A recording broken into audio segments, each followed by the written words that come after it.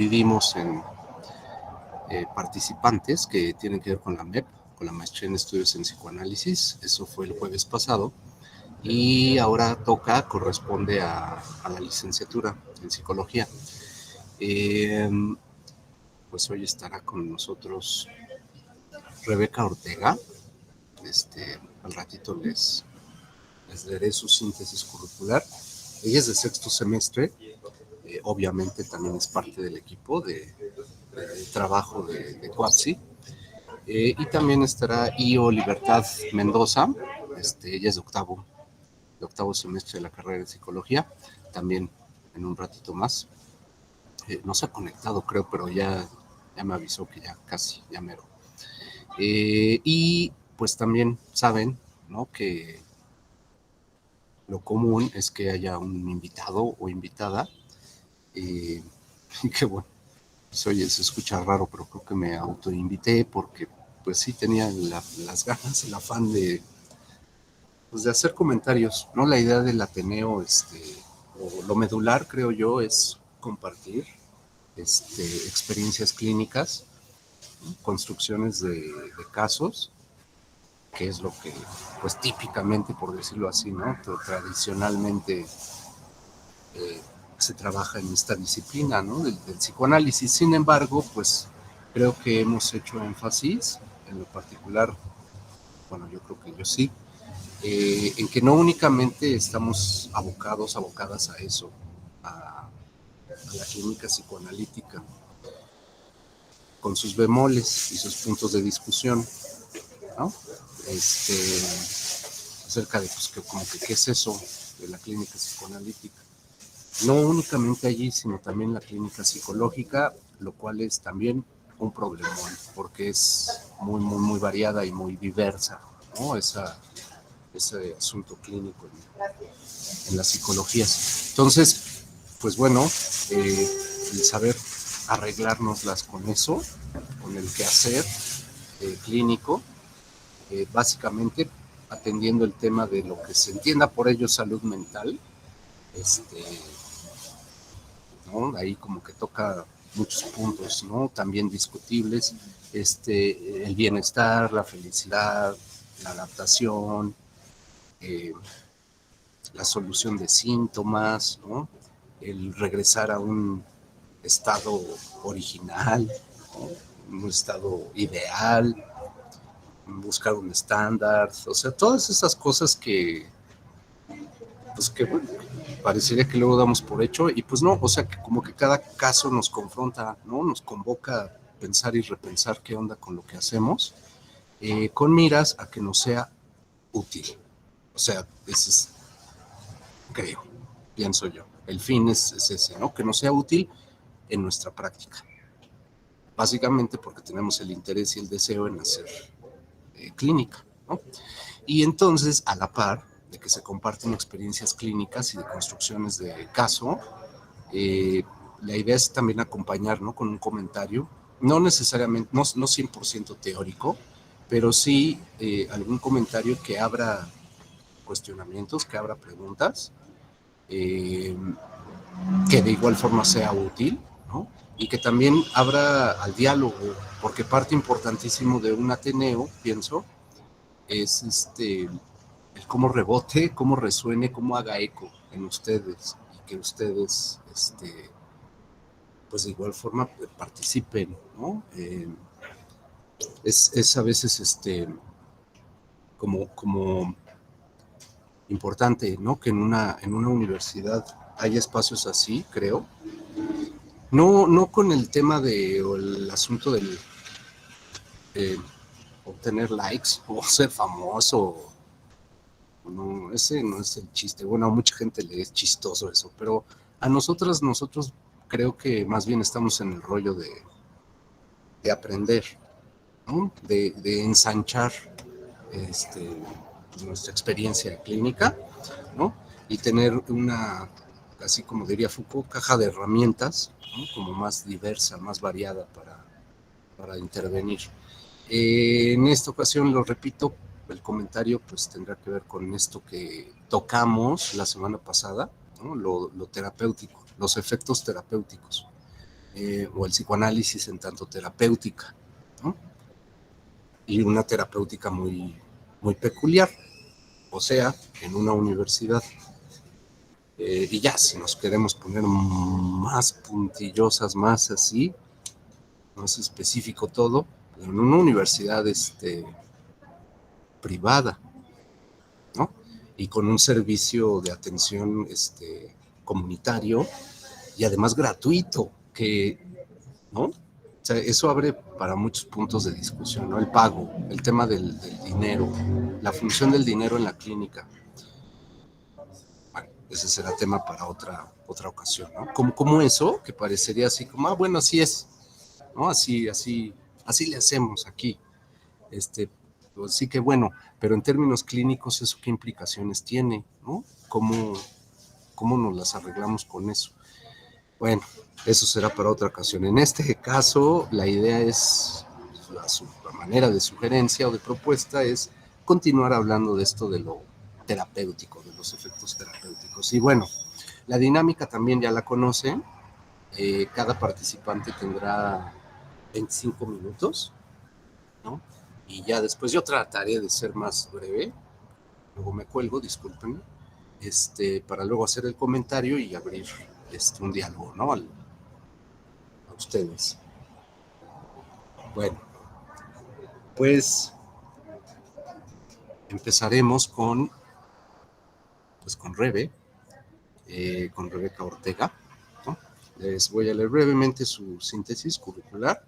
Ella es estudiante de sexto semestre de psicología de la Universidad del Claustro de Sor Juana, practicante dentro del Centro de Orientación y Atención Psicológica COAPSI, dentro de la institución e integrante del grupo de investigación de arte y salud mental que coordina la doctora Mitzi Nieto, y además, bueno, ha participado en muchos eventos académicos, ¿no? Dentro de esta institución. Y bueno, pues le damos la palabra y la bienvenida a Rebeca Ortega. Muchas gracias, Gergely. Bueno, pues es mi primera vez presentando un caso, así que espero todo salga bien. Y bueno, quisiera primero comenzar con una cita de un texto sobre la magia, que es de Isabel Haydar, y dice: todo ser humano, frente a la incertidumbre, el dolor, la angustia, la muerte, el enamoramiento, acude de alguna manera a la magia, llamando a la suerte, al destino, a dioses ambiguos e impersonales, que podemos ocultar bajo conceptos científicos, recurre al arte, a la poesía, al ensueño, se tienta a la fortuna, en fin. Ese mundo es el mundo mágico. Y bueno, creo que esta cita pues va bastante bien con el caso que les voy a comentar ahora, que, bueno, le vamos a llamar E, el caso E, y es una niña de 11 años. El motivo de consulta, que, bueno, es de la madre, pues, quien escribe el motivo de consulta, dice así: me interesa que la valoren ya que está atravesando una separación de sus padres y una compañera de salón le mandó páginas con contenido sexual. La descubrí y quiero que reciba orientación. Entonces, bueno, ahondando un poco en el problema de la paciente, tanto por lo que dice la madre y la paciente, evidentemente, bueno, la madre pues comenta esto, ¿no? Que la paciente está atravesando el divorcio de sus padres y eso le genera ansiedad, le genera descuido. Dice que a raíz de la pandemia también la paciente pues ha estado ansiosa, ha perdido interés en actividades que solían darle placer, ¿no? Eh, y pues ha perdido también la confianza en sí misma, y también menciona que desde siempre ha tenido pues dificultades para controlar emociones como el enojo, la frustración, que incluso han habido situaciones en las que la paciente se enoja tanto que le ha dado temperatura, ¿no? O que le da luego con colitis nerviosa. Y bueno, también menciona que es desordenada, que tiene problemas escolares como desde siempre, o sea, ha reprobado los exámenes a pesar de comprender bien los temas, ¿no? Y que siempre ha sido muy inquieta en las clases. Y bueno, por la parte de la paciente, pues ella menciona que está enferma de los nervios, así lo dice ella, y que siente molestias estomacales cuando siente que va a pasar algo. Y bueno, hablando un poco como del historial médico de la paciente, ella comenta que cuando era pequeña le quitaron el apéndice porque cuando nació lo tenía como de un tamaño pues mayor al normal, entonces se lo tuvieron que quitar, estuvo en el hospital varias semanas, no podía moverse, y bueno, ella lo comenta como una experiencia pues terrible para ella, ¿no? Y por su parte la mamá tiene endometriosis, entonces tenía afecciones en sus ovarios y no podía tener hijos, hijas. Y pues ella así lo relata, que prácticamente E fue la excepción, ¿no? Y bueno, las sesiones se dirigieron hacia pues lo que la paciente disfrutaba, ¿no? Que era leer, dibujar, inventar historias, tocar música, escribir. Entonces, pues eso fue lo que estuvimos haciendo en las sesiones, y pues de ahí pues surgían ciertos temas, ¿no? Como pues en relación a la familia materna, ¿no? A ciertos miedos que ella tenía y temas que voy a abordar un poco más adelante.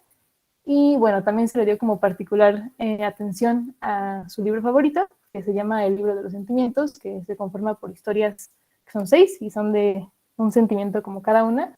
Y pues, su historia favorita, me parece interesante también esta parte, es la de un niño llamado Leo que pues le da miedo a la oscuridad, ¿no? Y su papá le regala una mantita que originalmente se la regaló su abuelo al papá para que ya no tenga más miedo, y así el niño pues pierde el miedo a la oscuridad, ¿no? Y bueno, ahora sí como abordando los temas que pues se trabajaron durante las sesiones, eh, bueno, casi empezando el servicio, la paciente me dijo: soy creadora de cosas mágicas como los duendes y las hadas. Y bueno, se observa entonces que a lo largo de las sesiones la paciente está como inmersa, ¿no? En este discurso en el que predomina la magia, ¿no? Entonces ella menciona que tiene un diario en el que escribe cosas que su familia no le cree. Y me dice que, por ejemplo, una vez vio un hada, ¿no? Y no le creyeron, que menciona que escucha voces de repente que suenan como las de sus abuelos o las de su mamá, que llaman a su nombre. Entonces ella me dice que pues está haciendo algo y de repente escucha su nombre, ¿no? Que piensa que es su mamá o sus abuelos que la llaman, y cuando va, pues resulta que nadie le está llamando. Y bueno, también menciona que ella heredó poderes de su familia, que implican ver el futuro a través de los sueños, reconocer cuando la comida está en malas condiciones, porque dice que ella ve la comida y que de ella como que surge una línea morada, y entonces ella sabe que la comida está en malas condiciones, ¿no? Y me contó de momentos en los que esto pasó y tenía razón ella. Y también tiene la capacidad de interactuar con espíritus. Y bueno, aquí me mencionó que su abuela materna le hablaba mucho sobre los chaneques, los duendes, ¿no? Otros seres, digamos, místicos, ¿no? Que lo observan todo el tiempo a la paciente. Y es a partir de esto que ella me empieza a relatar momentos en los que los chaneques y estos seres le realizan como travesuras, ¿no? Entonces dice que en algún momento los chaneques le hicieron trenzas a su mamá en el cabello, ¿no? O en el vello de sus axilas, ¿no? Que le mueven sus cosas, que de repente ella percibe que van como corriendo por ahí. Y bueno, además la paciente relata que su abuela le contó que cuando ella era un bebé, o sea, la paciente, una bruja entró a la recámara donde estaba ella y empezó a arañar el techo, ¿no? Que esta bruja había tomado como una forma de un águila, y que ella, pues de bebé, hizo un triángulo así con sus manos, y que a partir de eso la bruja desapareció y nunca volvió a entrar, ¿no? Entonces esto reforzó como la idea de que, digamos, que tenía la abuela, de que ella tenía poderes, ¿no? Bueno, de que su nieta había heredado como estos poderes. Y bueno, con el paso de las sesiones, la paciente empezó a narrar la historia de su familia, de que también tuvieron poderes. Entonces, pues comenta que su tío escuchaba voces y platicaba con fantasmas en un árbol, ¿no? Particularmente un niño que le platicaba ahí en un árbol. Además, comenta que su tío retó al cielo y que podía hacer que la gente se retorciera con solo verles. Y por otra parte, su bisabuelo, algo parecido, también decía que él cuando veía a alguien que no le agradaba, esa persona se moría al día siguiente. Así como inevitablemente, si su abuelo veía a alguien que no le agradaba, esa persona moría al día siguiente. Y bueno, en relación a esta parte de los espíritus, la paciente menciona haber interactuado con varios espíritus y que incluso le habían jalado las patas en la noche, ¿no? Así lo comenta ella. Y en una ocasión contó una historia en la que ella estaba en el departamento en el que vivían antes, y ella pues jugaba en el parque con sus pelotas, y que una vez su mamá le tomó un video en el que aparece una luz que parece que le está siguiendo a la paciente todo el tiempo, ¿no? Y entonces ella recuerda que ella a esa luz le llamaba por el nombre de Nena, y que cuando se mudaron de departamento, bueno, de casa, eh, Nena se metió en su muñeca de trapo, y pues ella menciona que ella tiene a Nena en su cuarto y Nena la ve, ¿no? Y que está ahí en su cuarto. Y bueno, también a uno de este punto anterior, que de los espíritus, la paciente comenta algo que me parece interesante en la sesión, en relación como a los gatos. Parece que también los gatos están ahí como presentes en su discurso. Y ella comenta que un día se le olvidó o sea, servirles agua a sus gatitos, y que pues como estaban chiquitos los gatitos y desesperados, uno de ellos se trepó a un recipiente que tenía agua y se cayó en el recipiente y se ahogó, y pues se murió, ¿no? Evidentemente. Y bueno, a raíz de este suceso, la paciente comenta que en las noches ella estuvo viendo algo negro que ella dice que es el espíritu del gatito, ¿no? Que rondaba por su cama, y que un día el gatito se subió en ella y ella pues le pidió perdón al gatito, ¿no? Y le dijo que pues se le había olvidado ponerle el agua y que le pedía perdón, ¿no? Y que después de esto el gatito no volvió a aparecer más. Entonces, bueno, como con esta, digamos, con este discurso que comenta la paciente de interactuar con los espíritus, pues se intentó como dirigir un poco estos poderes que tenía ella hacia algo positivo, ¿no? Hacia, no sé, una forma de interactuar con los espíritus que sea positiva, ¿no? Que no repercutan sobre ella, ni sobre los demás, ni sobre otros espíritus. Y bueno, también menciona que en su familia se tiene esta creencia de que si una gatita tiene hijos y se mueren, es para salvar a los dueños de los gatitos de la muerte, ¿no? Entonces menciona un ejemplo de que un tío suyo tenía una gatita que tuvo 11 gatitos, y que curiosamente ellos son 11 hermanos en la familia, ¿no? Y que uno de ellos se murió, y ella comenta que el gatito murió sacrificándose para salvar a uno de los hermanos, bueno, uno de sus tíos, pues, que tenía una enfermedad en ese momento, ¿no? Y que no se murió. Entonces, bueno, a lo largo de las sesiones me mencionaba historias así, ¿no? Sobre la muerte de gatitos que coincidían con, no sé, ciertos momentos, y que, bueno, parece que los gatitos se sacrificaban, ¿no? Para salvar a alguien de la familia.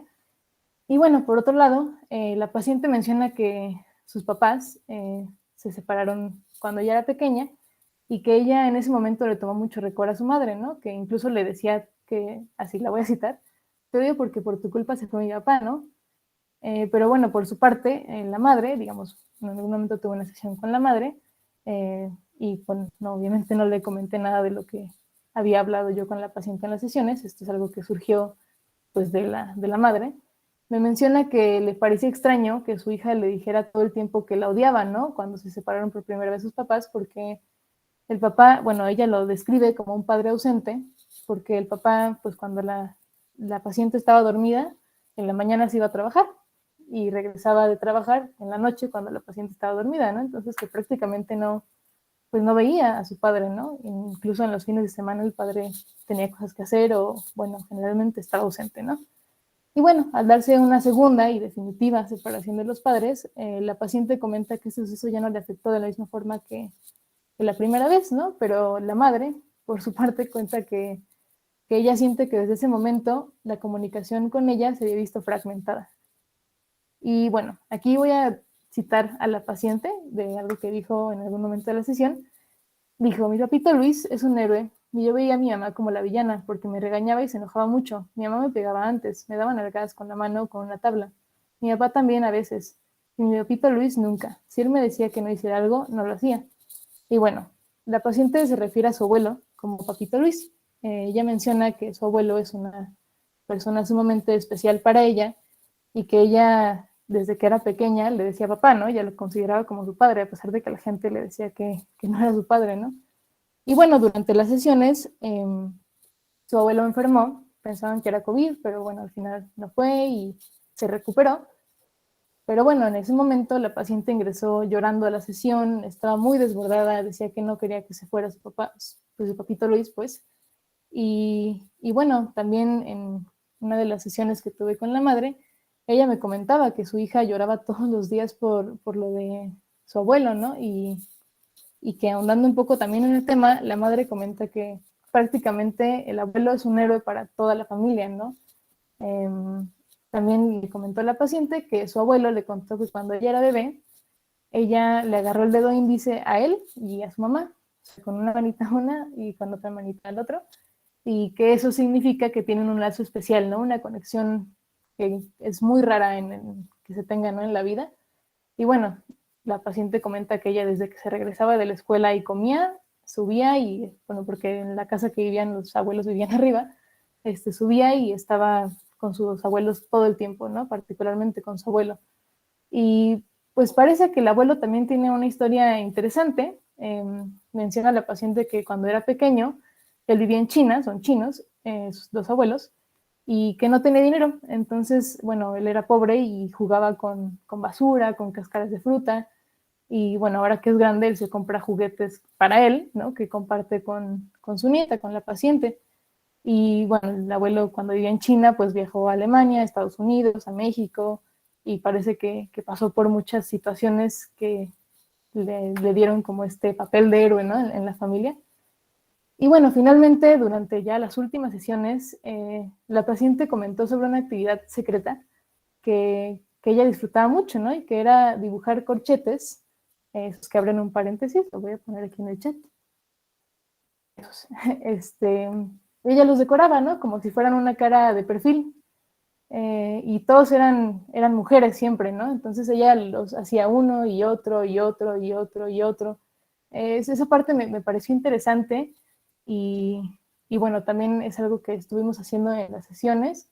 Y bueno, al finalizar el servicio, la madre me comentó que la paciente obtuvo por primera vez en toda su historia académica calificaciones de 9 y de 10 en todas sus materias, ¿no?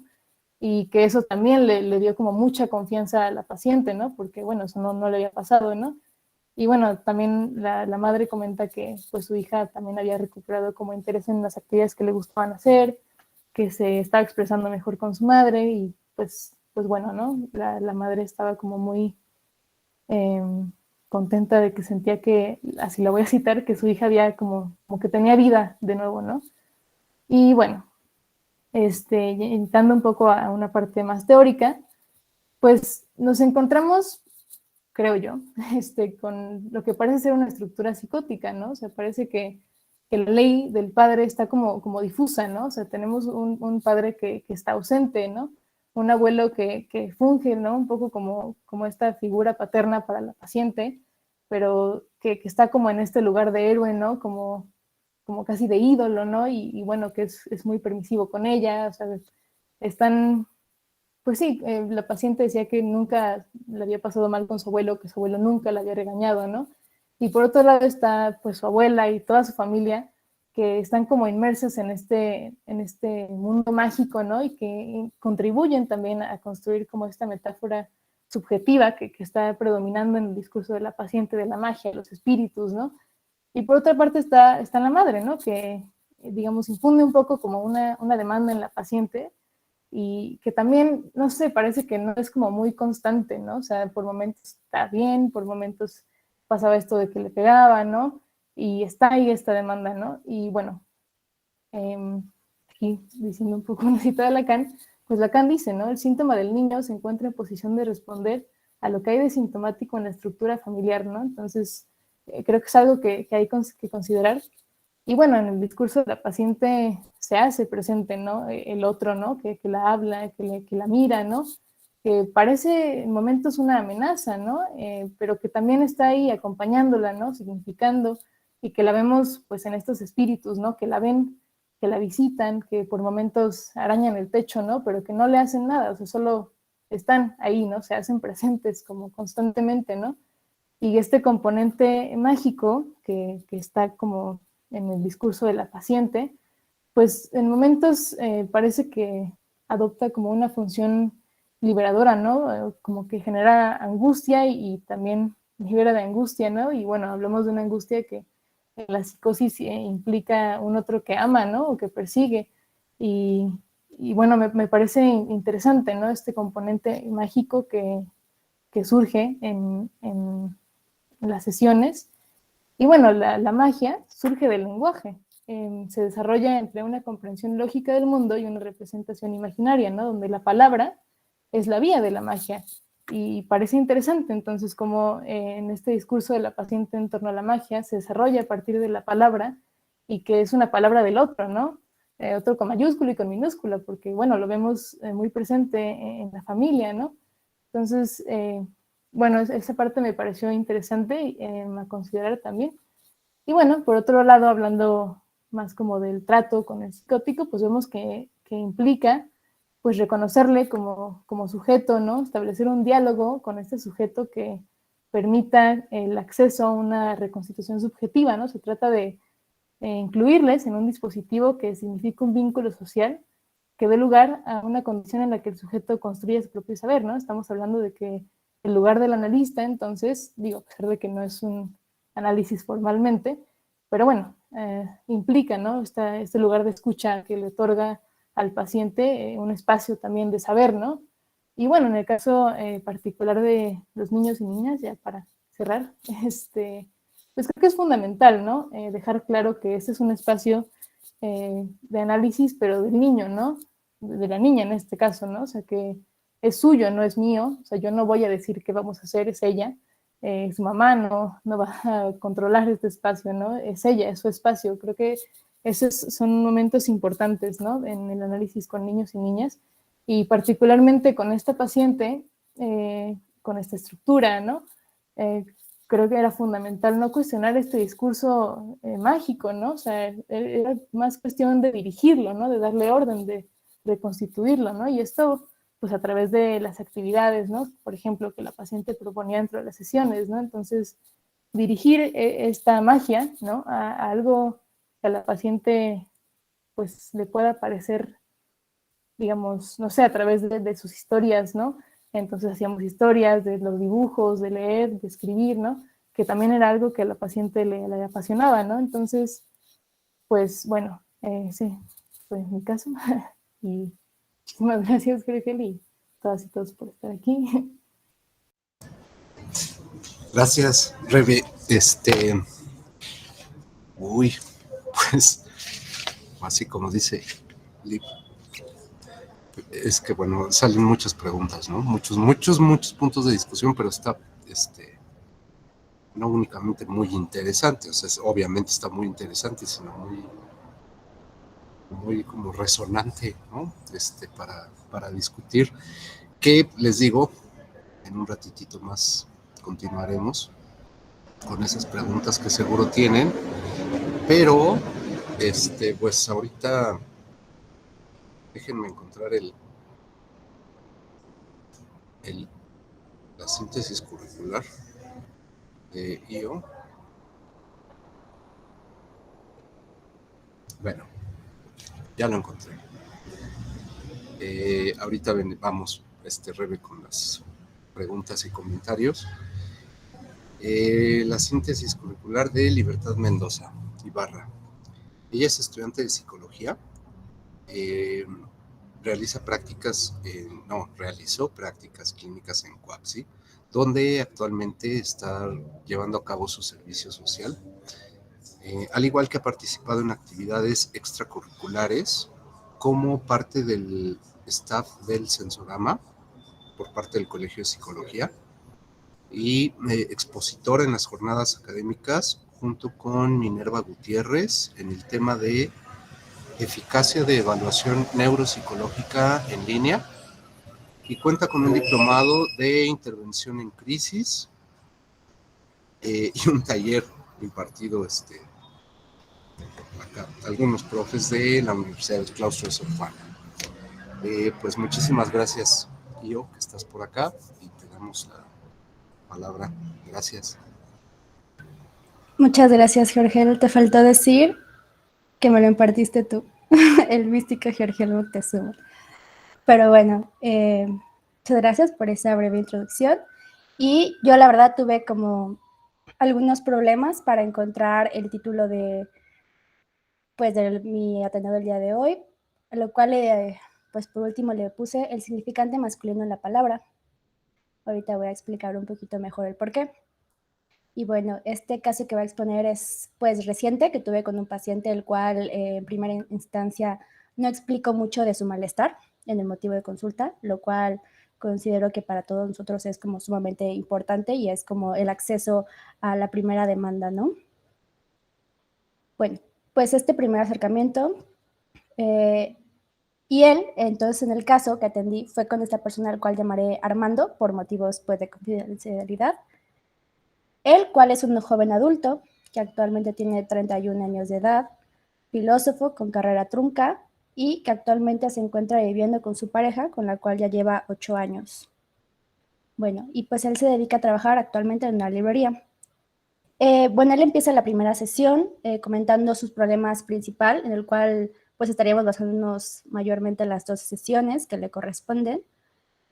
Y una petición un tanto directa, la cual es la necesidad de atender, pues que él necesita ser más comunicativo, así me lo dijo, con las personas en general, pero en particular con su pareja, puesto que él considera que hablar es algo que le ha traído muchas dificultades por no saber abordar ciertos temas, emociones, siente que puede llegar a ser rudo, pero no sabe por qué puede llegar a ser rudo, simplemente es algo que le causa un conflicto y que prefiere no llevar al acto para que sus palabras no se malinterpreten. Y bueno, no tiene la posibilidad de interpretar la demanda de los demás hacia él, es otra cuestión también especial, ¿no? Como que él si no le dicen las cosas, él no las puede intuir, eso en sus propias palabras. Y bueno, mi primera intervención estuvo orientada directamente a cuestionarse desde cuándo había notado más presente este problema, y fue cuando me narró un trabajo que le exigía no solo comunicarse, sino atender casos de mujeres que se encontraban en urgencias médicas por complicaciones con la gestión o partos de sus bebés. Esto en un hospital al cual llegó por servicio social que hacía cuando estudiaba la carrera de filosofía, la cual de cierta manera puso en pausa por este trabajo. Y bueno, justo su trabajo consistía en contestar llamadas en el turno nocturno, el cual llegaban casos de mujeres desangrándose por abortos involuntarios, entrando en partos y cuestiones que para cualquiera, sobre todo para alguien que tiene como problemas de comunicación, podría llegar a ser pues muy complicado. Y un trabajo muy desgastante emocionalmente. Bueno, él menciona que en los 5 años que él estuvo trabajando ahí, se desarrolló de maravilla. Fue un trabajo que realmente de cierta manera le llenaba y que le hacía pues sentir que era útil, ¿no? Que estaba ayudando a las personas. Y esto es algo que también es muy importante en su discurso y en cuestiones que él expresa, ¿no? Esta necesidad de ser alguien para las demás personas y no solo alguien que sea de utilidad en casos pues un poco extremos. Esto por otros motivos, el cual también relata. Pues bueno. Y la verdad, siendo el único motivo pues de su despido, la cuestión de la falta de un título universitario. Sin embargo, sí presentaba inconvenientes en su hogar por lo demandante que podía llegar a ser este trabajo, teniendo que pues dormir en el día por las exigencias del horario, lo que ocasionaba pues también una distancia considerable con su pareja. Aquí hay una cuestión importante a resaltar y es que él señala que una de las cuestiones que busca trabajar en terapia es la comunicación que tiene con ella en especial, por todo el tiempo, ¿no? Como sus palabras, y dice que él ha perdido mucho tiempo y que es tiempo que no puede recuperar y que ya no hay manera de reponer, ¿no? Bueno, eso él dice, sin embargo, es una relación que sigue, entonces es como confuso el por qué no podría seguir como intentando mejorar la situación, ¿no? Y bueno, profundizando en esta demanda, se cuestionó el problema de la escucha y respuesta a estas mujeres, ¿no? Que no tenían cara, como estas mujeres que a lo mejor él atendía por fuera, sí tenían ese espacio en su vida, a diferencia de una mujer con la cual pues tenía presencia día a día. Bueno, que hay una conexión que normalmente exige definitivamente pues demanda en su presencia.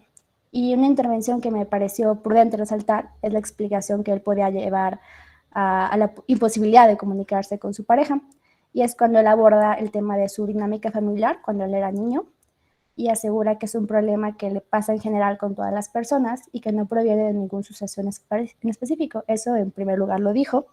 Y pues también me relató un poco de la dinámica familiar, la cual dice que creció una dinámica familiar pues unida, en el cual le permitían el diálogo, sin embargo, él prefería no utilizarlo, guardarse sus pensamientos y solucionar conflictos por cuenta propia. Esta fue su primera respuesta, sin embargo, después retomó el tema, adjudicando también pues parte de la culpa de su conducta a una actitud aprendida por parte de su padre. Ahora vincula la falta de comunicación a patrones que se replican por el significado de la figura masculina. El hombre que no puede estar de cierta manera presente y conectar sus emociones. Porque eso, ¿en qué posición lo dejaría? Esto pues también en sus propias palabras. Por un lado, él mismo hace la introspección de que para él ha sido un conflicto los roles de género. Sin embargo, es una cuestión que apuntaría más a la función paterna, que se trata de disfrazar con un discurso comprado por el contexto sociocultural en el que él se desarrolla. Bueno, y en la práctica clínica, pues ya como algunos sabemos, la función del padre constituye un epicentro crucial en la estructuración psíquica del sujeto, puesto que esta función es la que permite vehiculizar el significante fálico, que es lo que separa a la madre del hijo, ¿no? Introduciendo de esta manera la castración, colocando al sujeto en una posición de falta, siendo una falta fundamental para el surgimiento del deseo en el sujeto. Entonces, pues la pregunta sería ahora, ¿qué sucede cuando ya figura de castración ausente? Bueno, basado en la historia de vida que él relata en su relación con su padre, había una falta de comunicación muy tajante. Asimismo, esta dinámica de su padre hacia su madre se repetía. Es una cuestión que ahora él mismo está replicando con su pareja, ¿no? Exteriorizando que sí existe el deseo de cambiar esa conducta que lo llevan a la repetición de patrones, que así va ligada con, pues, a lo plano de lo real para él, que por un tiempo permaneció tal vez en el inconsciente y ahora pues por las sesiones se fue como un poquito más, pues justo como vinculizando, ¿ok?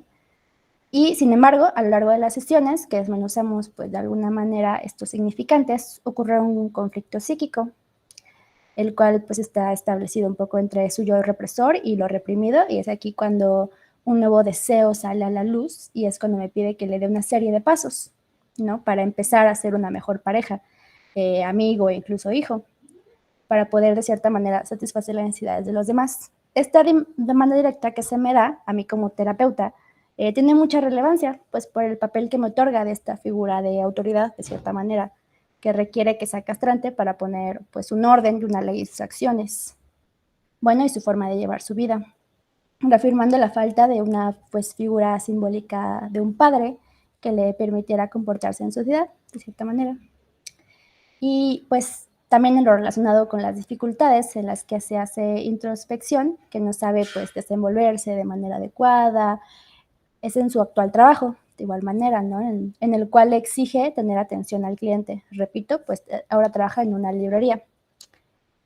¿Ok? Y asimismo le piden tomar un rol de autoridad, pues con otros empleados. Es cuando se puede apreciar mejor su conflicto con la autoridad, también de igual manera.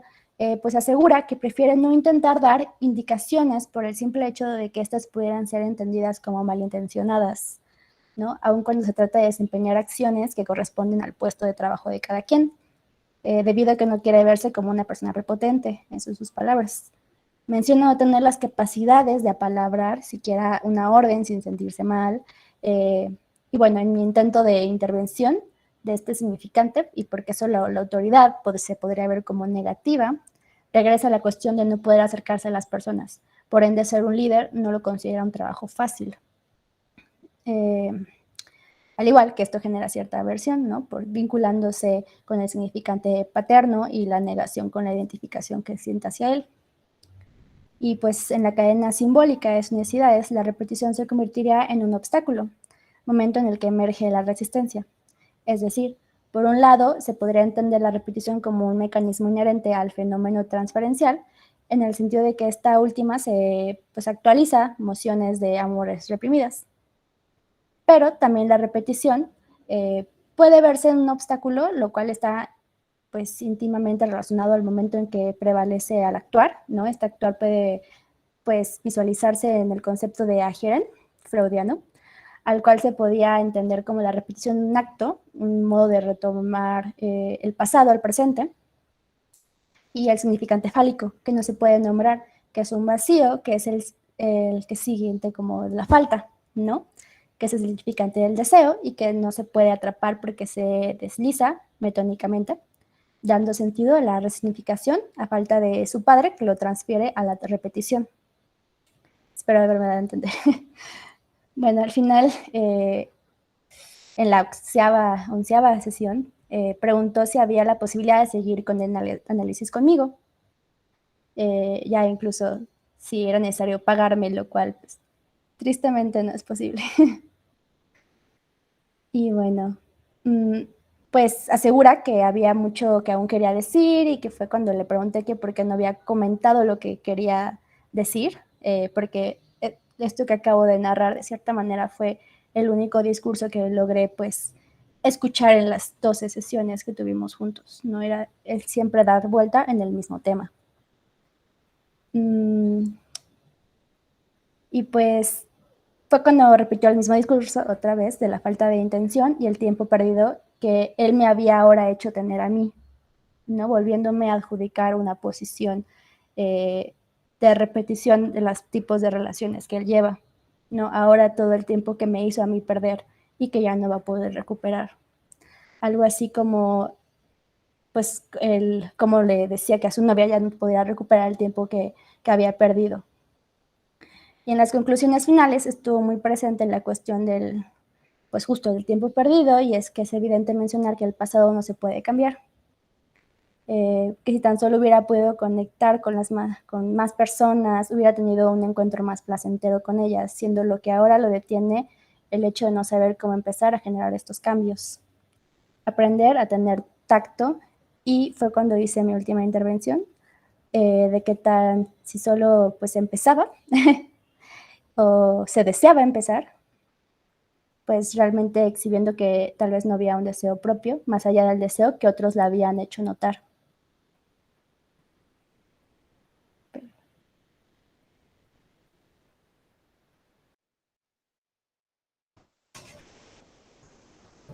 Sí, sí. Gracias, Liv.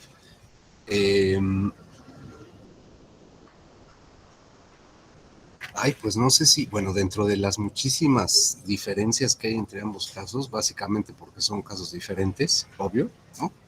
Creo que también hay puntos en común, y no sé, quizá uno de esos puntos en común, a lo mejor se resumiría en 3 palabras, falta de simbolización en ambos casos, pero justamente lo que ofrece, o más bien ofrecen, a título así de terapeutas o de clínicas o practicantes, a partir de este asunto, ¿no?, de lo transferencial, es un trabajo, o sea, es un trabajo de eso, histórico, subjetivo. Pero, a ver, yendo como por partes, ¿no? Porque me parece que el tema de la psicopatología, que es muy discutible y como que tiene muchas aristas, así como Rebe dijo, ¿no?, al principio en su caso, parecería que se está hablando de una psicosis, ¿no? Pero también tomando en cuenta que es una psicosis en la infancia, entonces ya de por sí es complejo, ¿no?, el asunto de la psicosis ahora en la infancia, y también separar, ¿no? No en mal sentido lo digo, sino que más bien conceptualmente ubicar a la psicosis no en el terreno de la psiquiatría, sino en el campo de otra clínica. Y pues lo que dice Io, ¿no?, acerca de su caso, pues no sé si definitivamente con o sin comillas, pero parece que no estamos hablando de la psicosis. Entonces ese punto de la psicopatología creo que es algo que habría que tomar en cuenta. Sin embargo, viendo que hay algo en común, la falta de simbolización.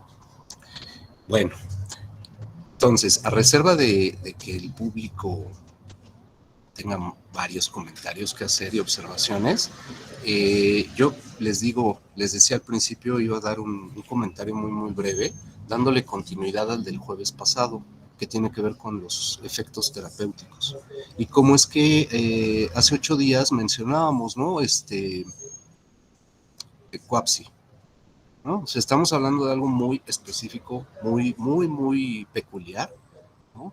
Que es una clínica universitaria, y que en función de eso, pues es que no podríamos ignorar o pretender así como que no existen, pues todos esos lineamientos que tienen que ver con las instancias e instituciones oficiales, ¿no? Las acreditadoras, las instituciones de salud pública, las políticas de salud pública, etcétera.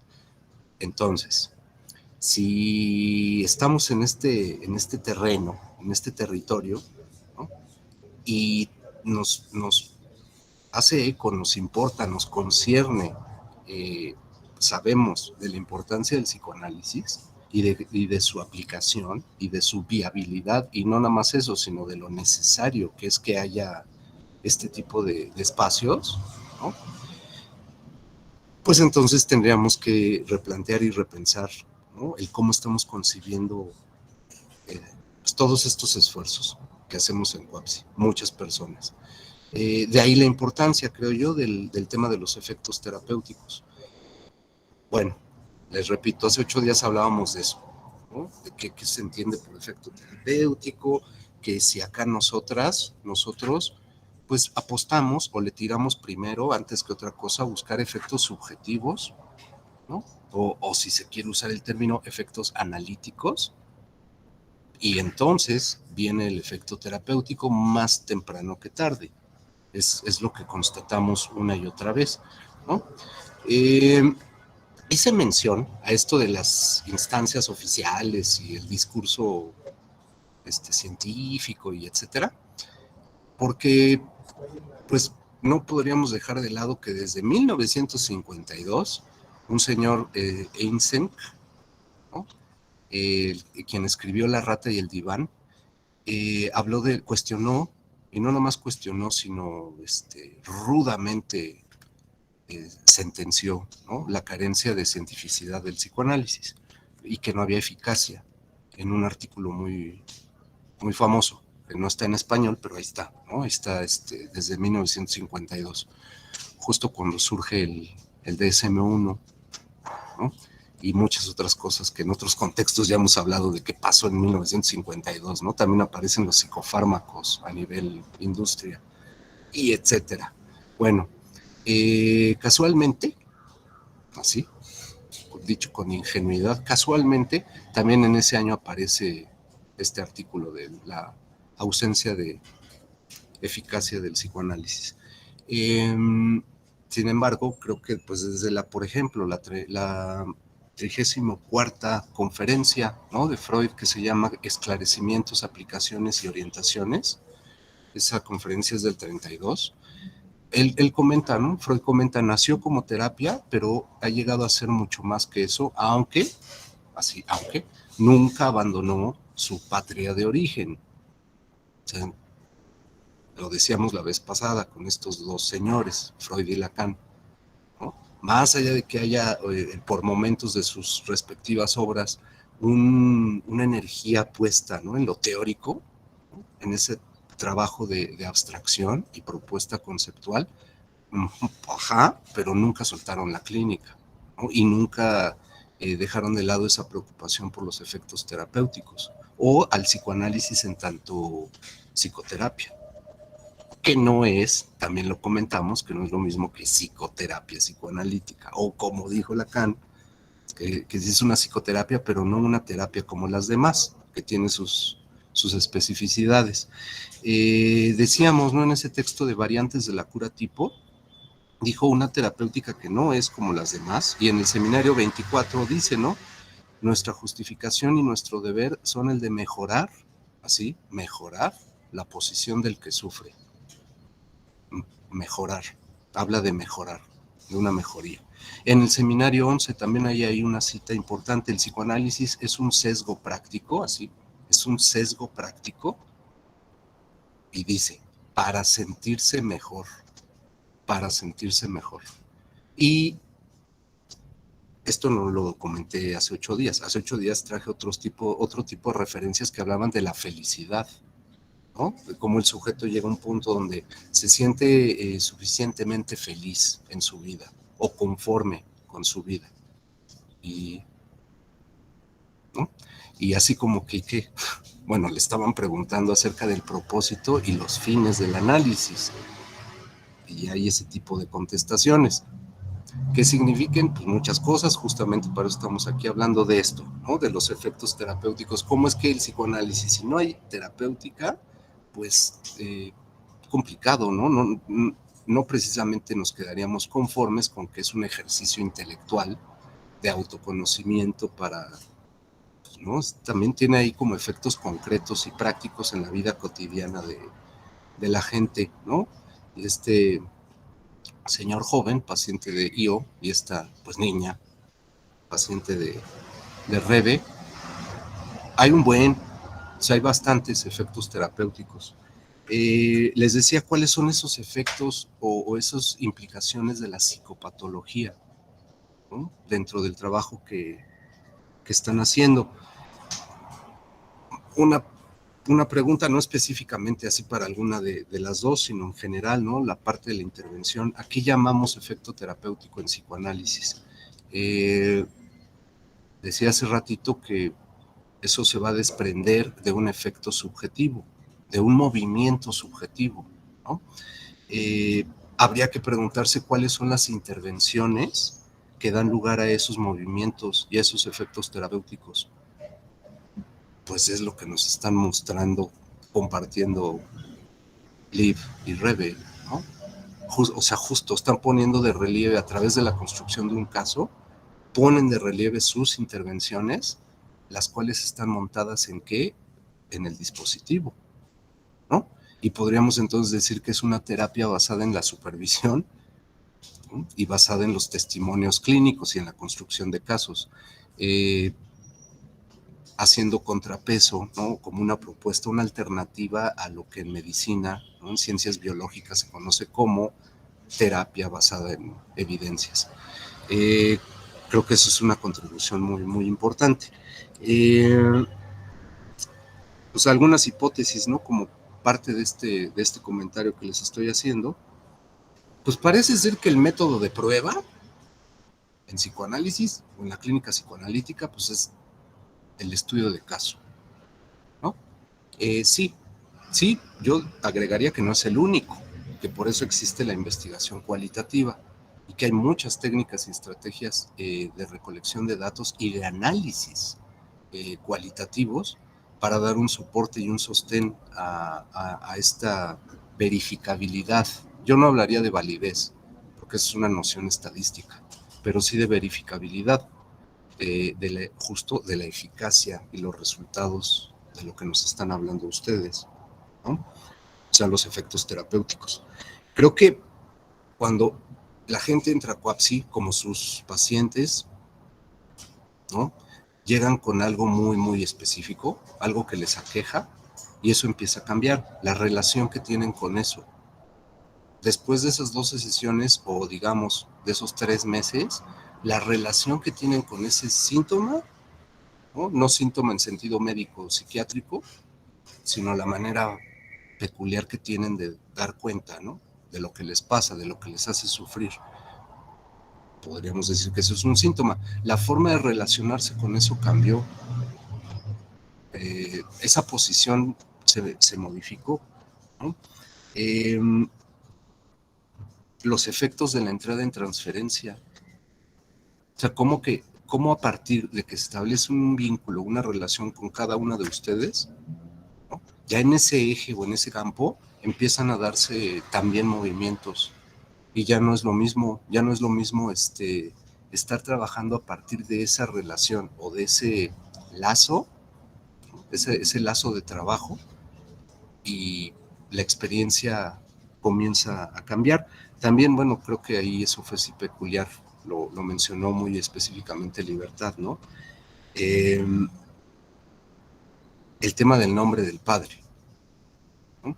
Yo, en lo particular, ya sé que no me están preguntando, pero bueno, yo a veces prefiero ya no hablar del padre ni de la madre, ¿no? Por cuestiones que tienen que ver con el género, con esa perspectiva de género, y que es importantísima, ¿no? Pero creo que cuando se trata de un evento académico y de divulgación, de difusión de resultados, todavía, parece mentira, pero sí todavía se sigue asociando en automático esto del padre con un señor y esto de la madre con una señora.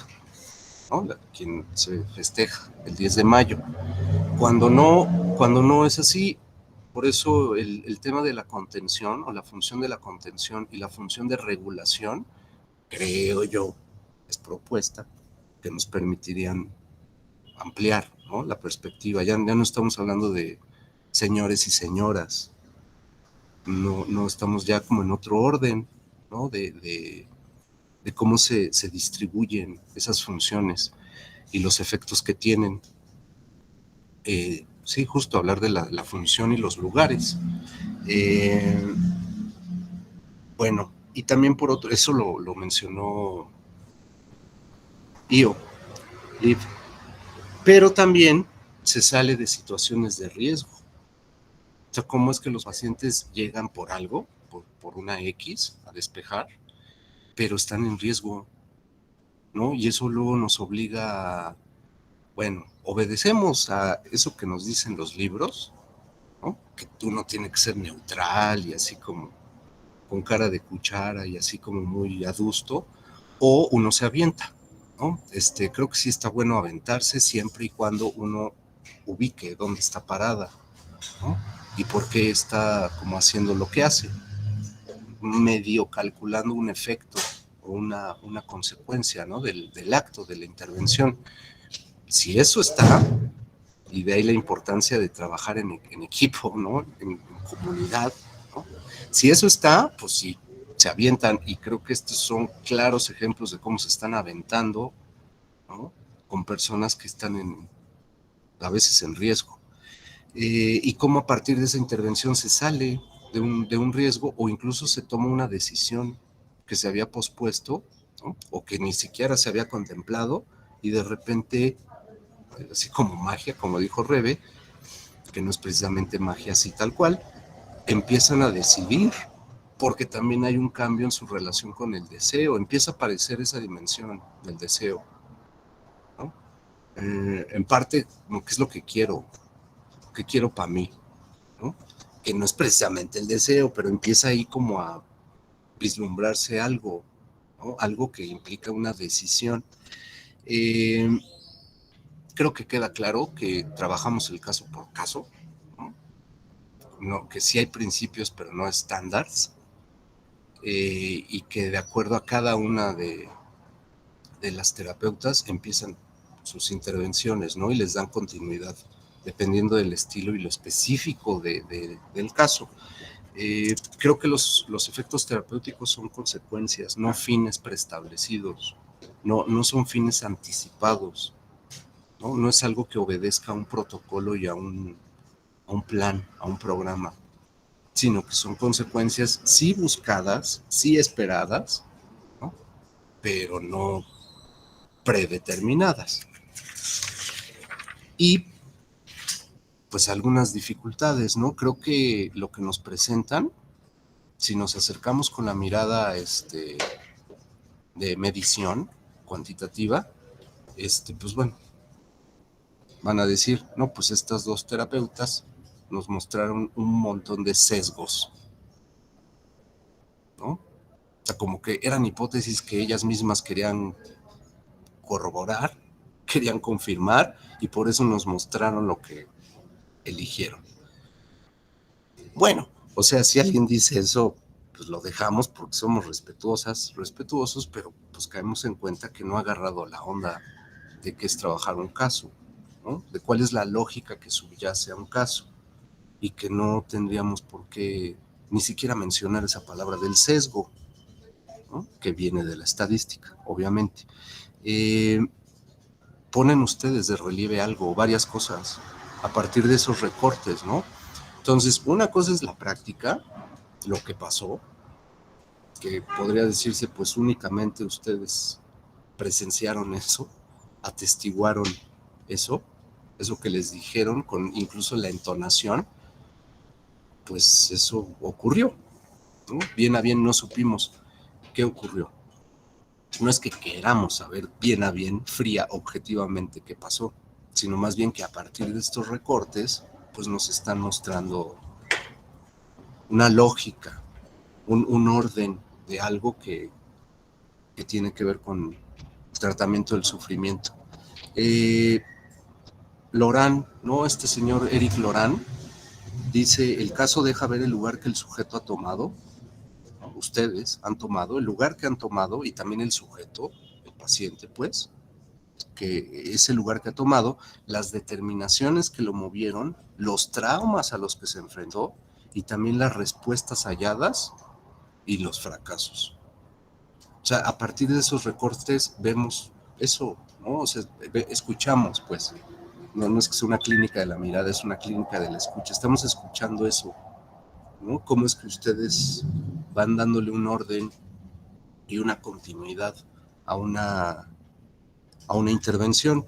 Y pues creo que ya para lo que tiene que ver con lo peculiar de cada caso, en el caso de Rebe, si nos ponemos así muy desde la psiquiatría, pues un delirio es un trastorno del pensamiento. Y los cognitivistas dirán, pues sí, hay una distorsión cognitiva que básicamente hay que corregir, ¿no?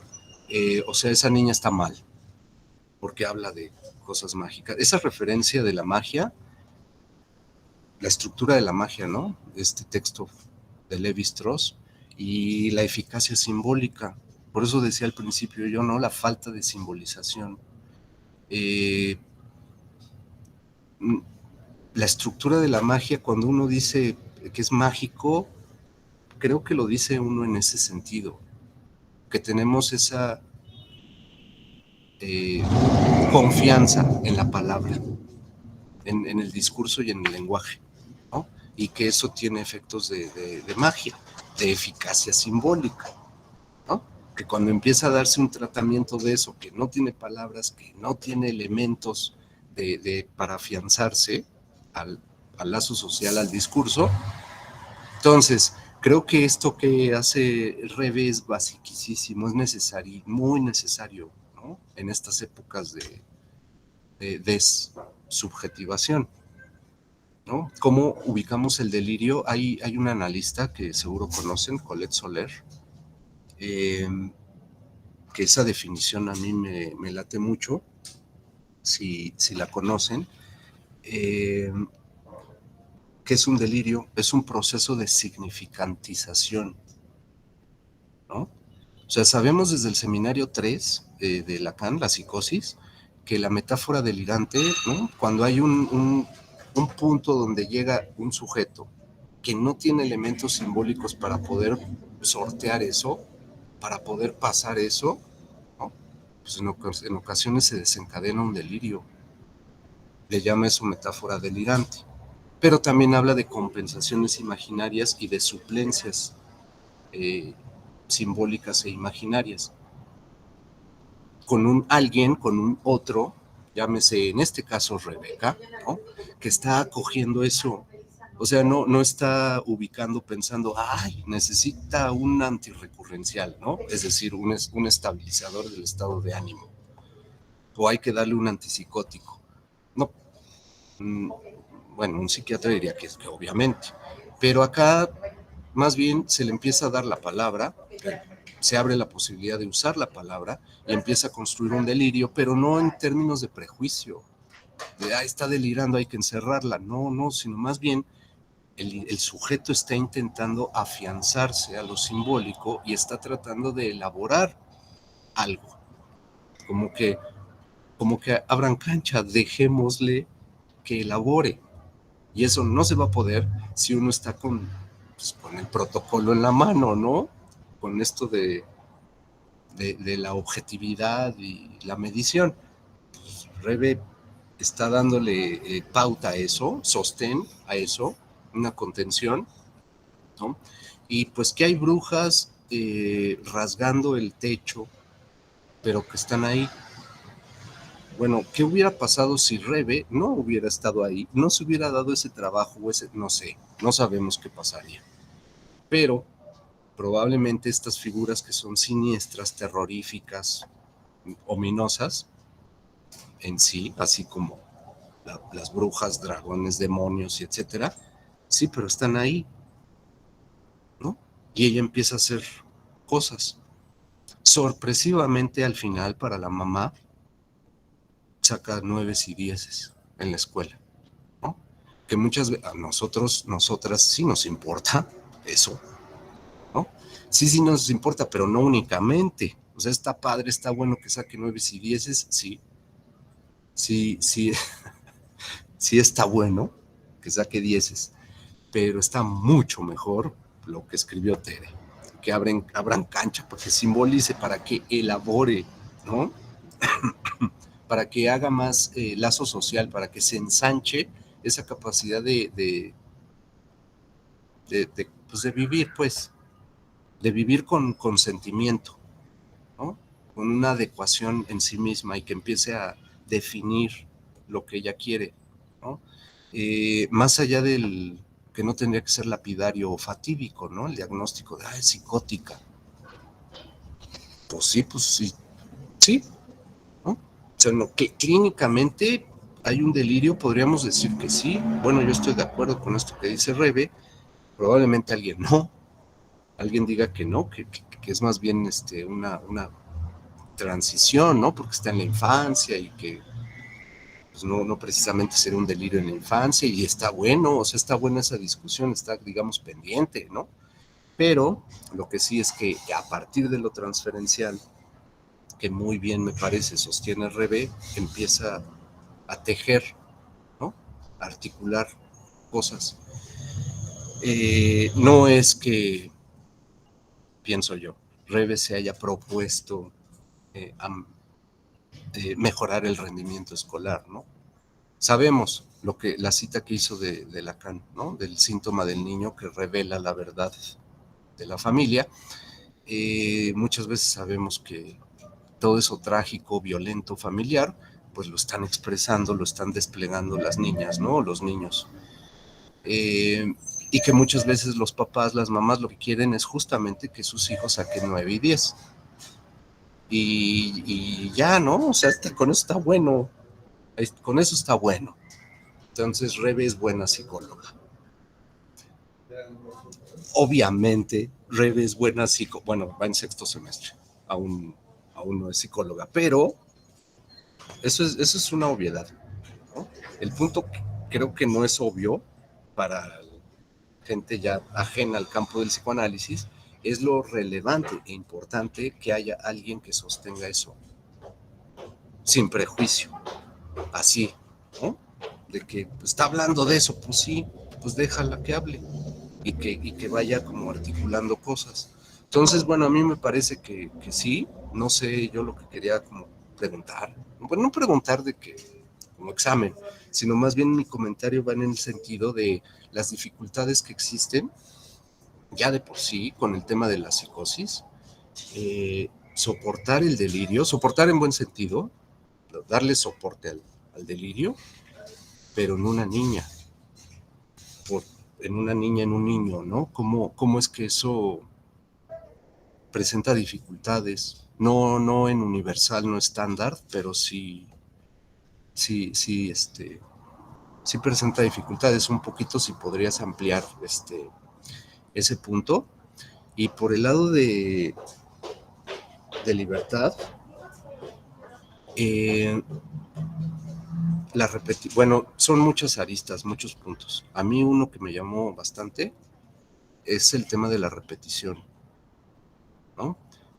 ¿Cómo es que justo está intentando eso, ¿no? Justo identifica esa repetición en la relación con las mujeres, bueno, en ese caso con su pareja, ¿no? Pero todo eso que tiene que ver con la dimensión histórica, y que muchas veces lo hemos dicho, en psicoanálisis no trabajamos con el pasado, sino con la historia. Se trataría de identificar ciertos elementos de la historia que tienen relación con lo que le pasa a este señor. Bueno, señor joven, pero señor, ¿no? ¿Cómo es que eso, al restituirlo, al apropiárselo, al identificarlo, pues bueno, se le resolvió la vida por ir a Coapsi y ser atendido por Lib? No, tampoco creo que buscáramos eso, ¿no? Pero empieza a anudar empieza a hacer nudos y otros nudos los empieza a aflojar, a desapretar, ¿no? Empieza a intentar hacerse cargo de sí mismo, pero creo que este caso, bueno, que además ya conocía por las sesiones que tenemos de supervisión, pues sí, Liv, sí te presentaron, ¿no?, dificultades, o sea, algo común, ¿no?, pero que en particular creo que ocurrió contigo en el caso. Esa exigencia, no violenta ni agresiva, pero sí esa exigencia de guía, de dirección, ¿no?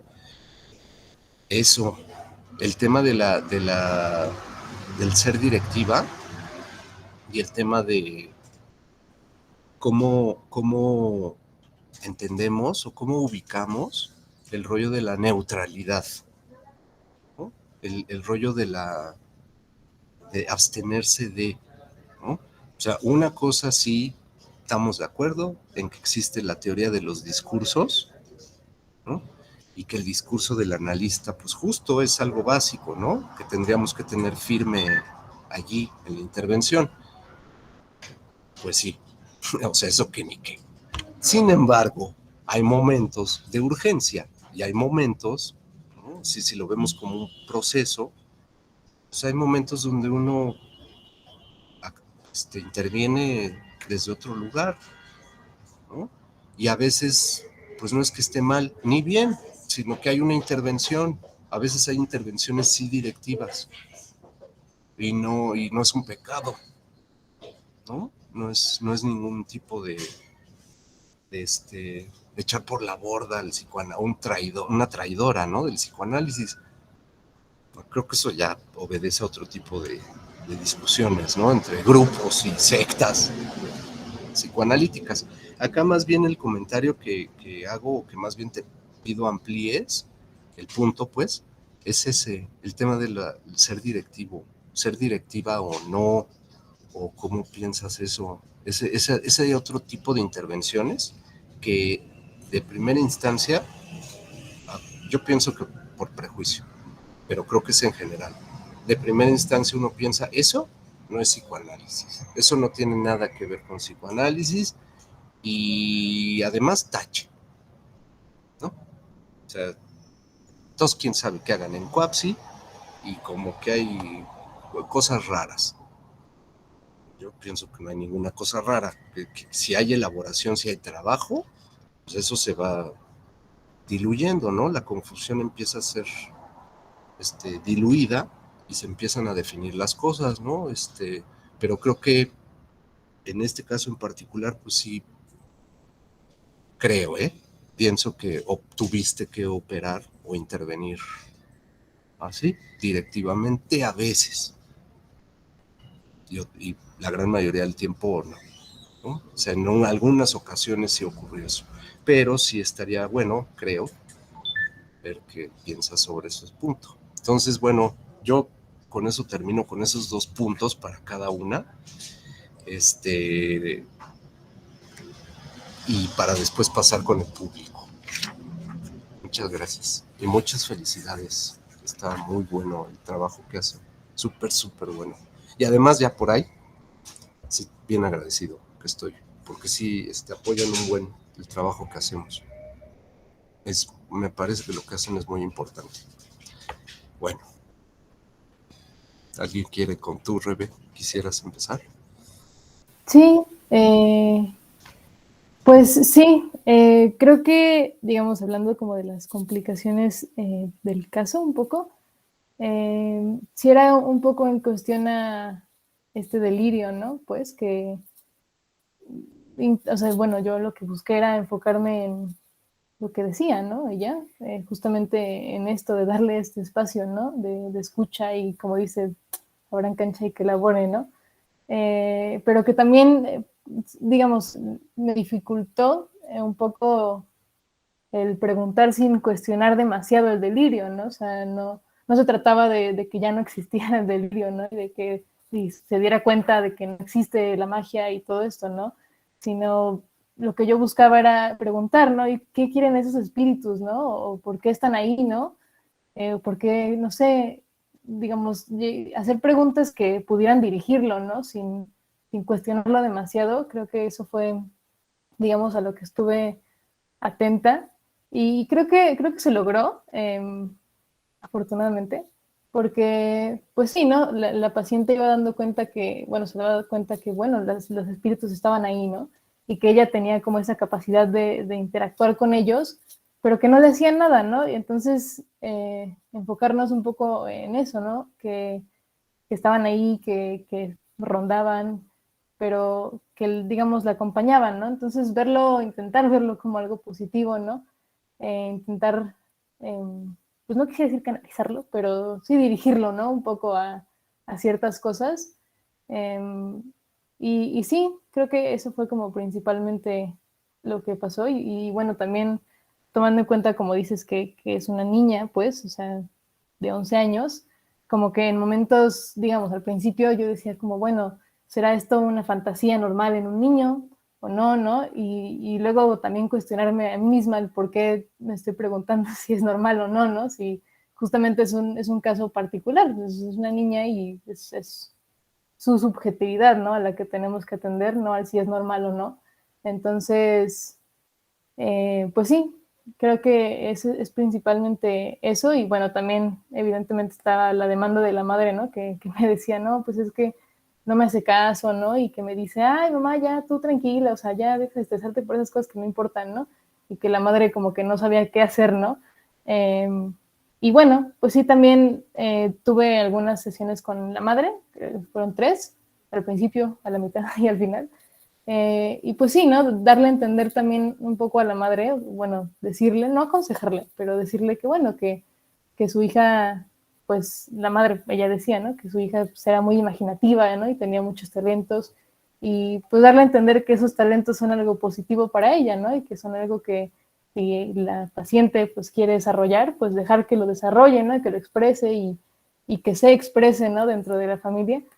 Entonces, pues sí, creo que eso, pues espero haber sí, elaborado un poco más lo que me habías pedido y pues Sí, gracias, Rebe. Es que también, sí, eso como que luego, a lo mejor para algunas personas está clarísimo, ¿no? La distinción entre el objetivo del psicoanálisis o la clínica psicoanalítica cuando de niños y niñas se trata, pues cuando de adultos, pues sí, o sea, sí, sí hay diferencias, ¿no? Pero creo que algo básico es si esa niña tiene conflictivas, tiene malestares, pues encontrar una cancha donde pueda elaborar eso, ya es bastante, o sea, ya es bastante, ¿no? O sea, de darle un lugar a eso y de relacionarse con eso de una forma distinta, ¿no? Sabemos que pues no es que llegue la niña o el niño, quiero que me atiendan en Coapsi, ¿no? O tampoco va con el psicoanalista, pues, ¿no? Generalmente lo lleva, ¿no? Lo lleva la familia o la maestra, ¿no? Y comúnmente el problema de la niña o el niño no es del niño, pues es que es un problema para los de alrededor. Entonces la demanda es, pues como que arreglen a esta niña, ¿no?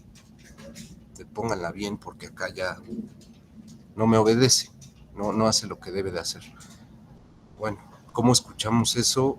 Creo que eso también está muy, muy, muy bueno señalarlo, ¿no? Como tú, pues creo que desde que entraste a Coapsi le das ese lugar a la escucha a los papás, ¿no? O sea, también ellos, o sea, no creo que no habría que verlos como los victimarios, sino que son parte de, ¿no? Parte de un complejo ahí nudo y que si uno escucha ahí lo que traen, sí, muchas veces hay violencia, ¿no? O sea, si no me obedece, pues viene la violencia. Si no hace lo que debe de hacer, viene la violencia. Entonces, pues sí, también ponerle un freno a eso, ¿no? Creo que las entrevistas son ese espacio, pues. No las entrevistas no como técnicas, sino más bien que esté abierto ese espacio, que permanentemente, o sea, sepan que ahí está abierto y que pueden consultar, decir. Eso está muy bueno. Sí, gracias, Rebe. Yo creo al ratito habrá también preguntas sobre el caso tuyo.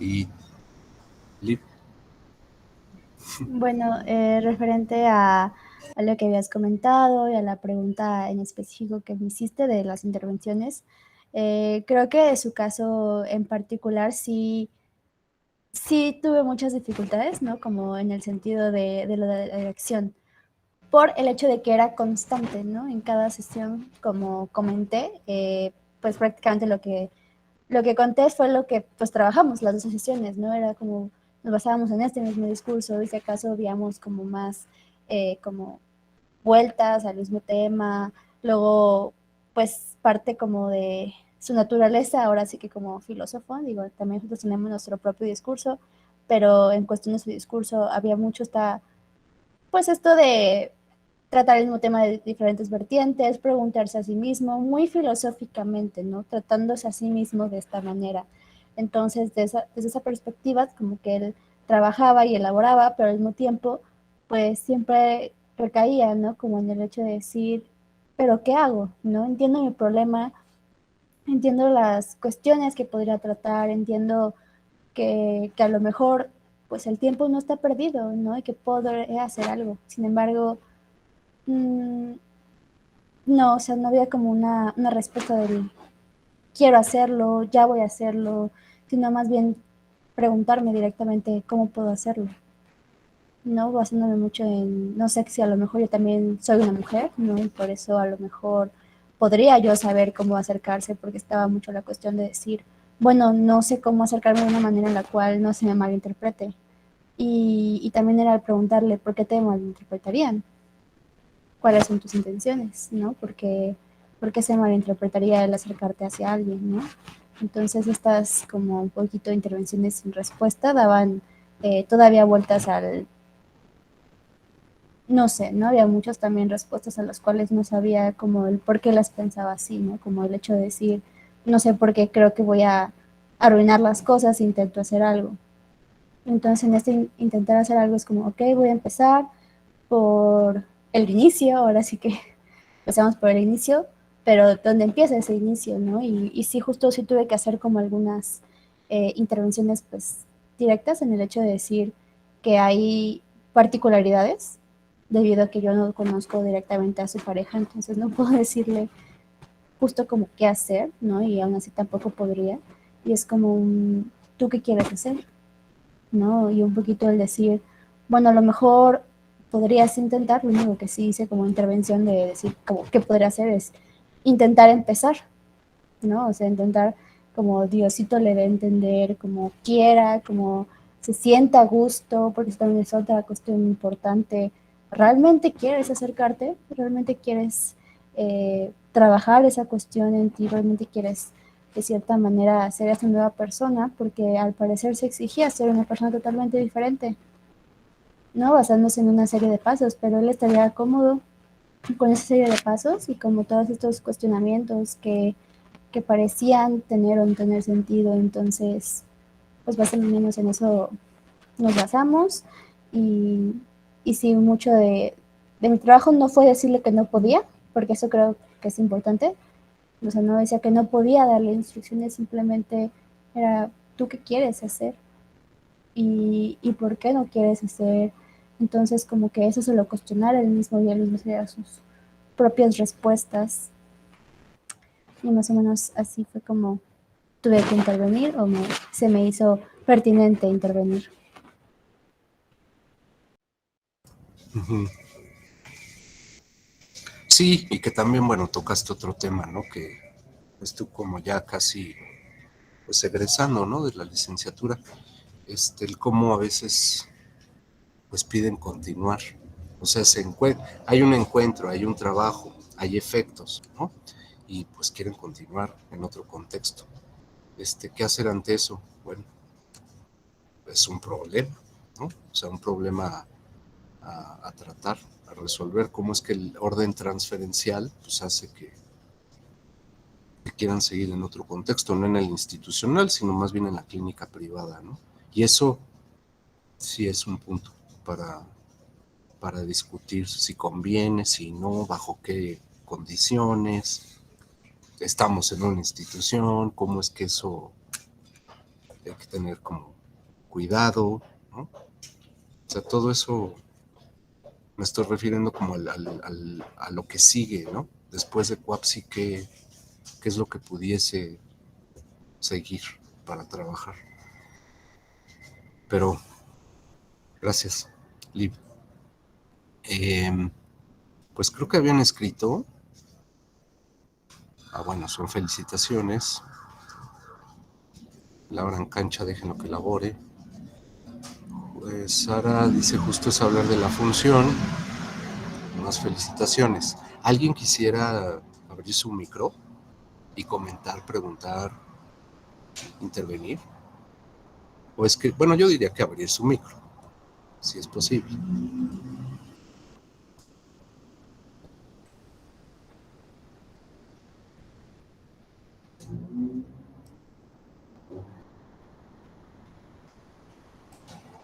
Es que no veo si...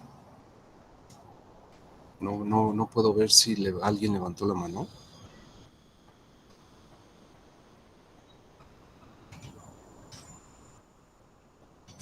Toño. Hola a todas y a todos. Pues solamente para volver a felicitarles.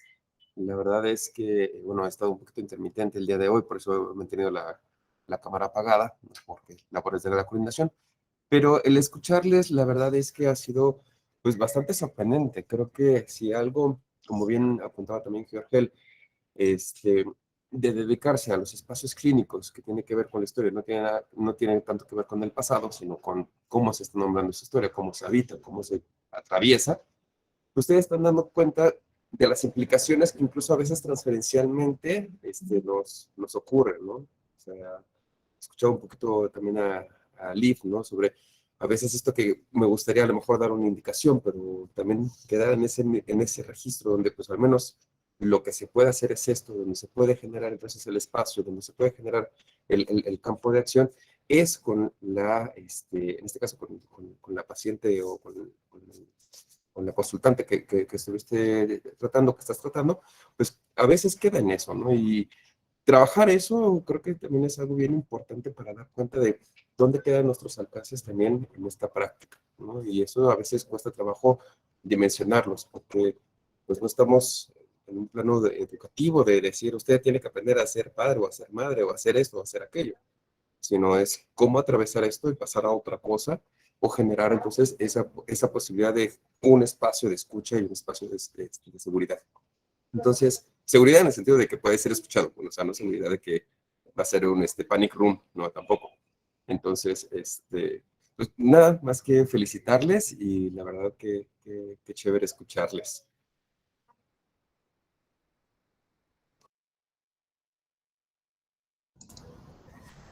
Sí, gracias, Toño. Pamela levantó la mano. Pues yo felicitarlas a las dos, la verdad excelente. Me sorprende que sean de licenciatura y no de maestría, las felicito, pero sí decirle algo a Rebe muy importante. Incluso en la psiquiatría hay un dicho que dice que los diagnósticos se escriben con lápiz, de lo delicado que a veces puede llegar a ser incluso en la psiquiatría, ¿no? Entonces, yo creo que ahí el abran cancha, dejan que elabore y sobre todo ver el contexto de la niña, donde también los familiares pues andan en esos rollos también de pensamiento mágico, pues ahora sí que yo también estoy completamente de acuerdo con el abran cancha, que elabore y lo delicado que es el diagnóstico, ¿no? Incluso en psiquiatría, como les decía, el dicho es, los diagnósticos se escriben con lápiz, ¿no? Nada más mencionarte esa parte y felicitarlas a las dos.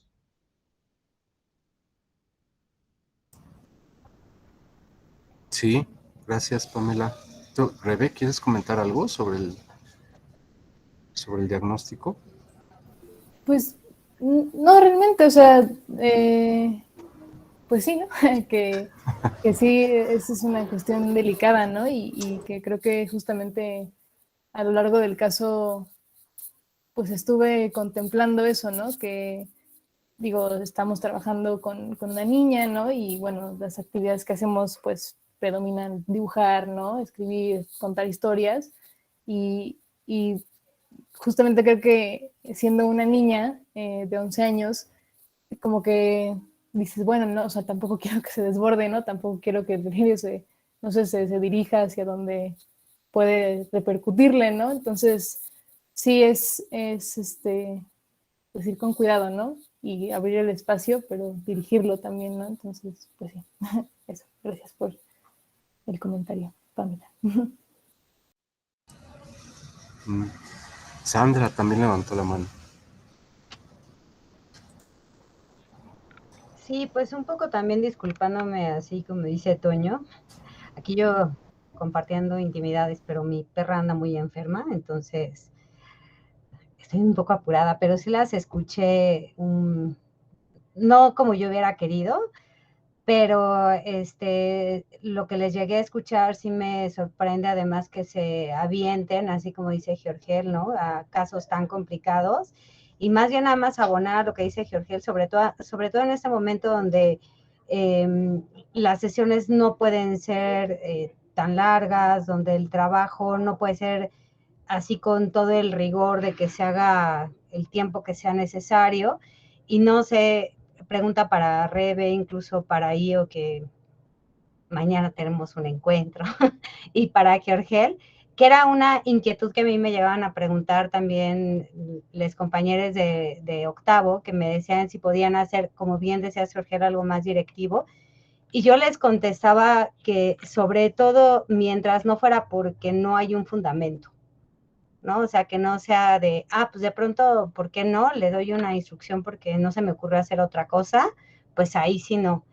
Pero no sé tú qué, o ustedes pues, que piensen al respecto en esto que mencionaba Georgiel, ¿no? Así de, no, ya hiciste otra cosa expulsado. Incluso yo les decía, de pronto sí ya parece esto la iglesia, ¿no? Aquí ni se pregunta por Dios ni nada, no podemos cuestionar nada y no podemos hacer otra cosa. Entonces, bueno, pues escucharles, sobre todo, insisto, cuando están en esta situación, donde pues ya pronto yo vas a tener tu cédula, pero pues ahorita te vas a tener que aguantar un poco. Pero bueno, en estas situaciones donde están conociendo, pero sin que eso sea como vivir nada más de lo que se les va ocurriendo. Y pues ya fuera de eso, pues evidentemente sí me sumo a las felicitaciones y pues que espero que esto y yo pronto ya veas los frutos. Y Rebe, pues ahí vas lento, pero lo verás. Y pues nada más.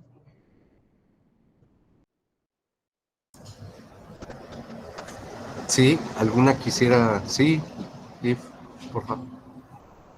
Bueno, creo que yo en lo particular es algo muy presente en todas las sesiones que he tenido desde que empecé a estar en COAPSI hace aproximadamente un año o más, que es esta cuestión de siempre hay una demanda de ser directivo por parte de los pacientes. Al menos a mí me ha tocado eso. Entonces, en esta cuestión de qué hacer, en muchas ocasiones nunca me he visto como tan tajante en decir, no te voy a dar, no como nada de instrucciones, eso no es algo que yo haga. Simplemente es una cuestión de escuchar el por qué necesitan las instrucciones un poco, y es cuando hago mis intervenciones a preguntas que al final de cuentas los llevan de cierta manera, o normalmente me pasa que los llevan a sus propias respuestas, ¿no? De lo que les gustaría hacer y por qué hacerlas o por qué no hacerlas también.